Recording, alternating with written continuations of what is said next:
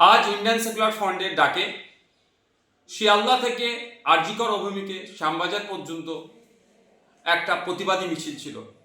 আরজিকর কাণ্ডে ব্যর্থ এবং প্রিয়াঙ্কা হাসদার খুনিদের গ্রেফতার করতে ব্যর্থ, পুলিশি অরাজকতা, পুলিশি নির্যাতনে খুন, স্বাস্থ্য ব্যবস্থায় যে তলানিতে চলে গিয়েছে, আইন শৃঙ্খলা রক্ষা করতে ব্যর্থ রাজ্যের পুলিশ মন্ত্রী ও রাজ্যের স্বাস্থ্যমন্ত্রীর পদত্যাগের দাবি নিয়ে আমরা এক প্রতিবাদী মিছিলের ডাক দিয়েছিলাম।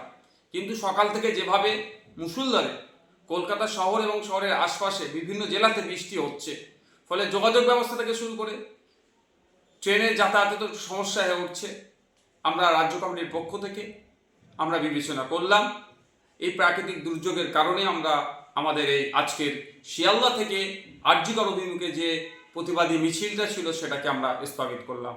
অতি শীঘ্রই পরবর্তী তারিখ আপনাদের জানিয়ে দেওয়া হবে।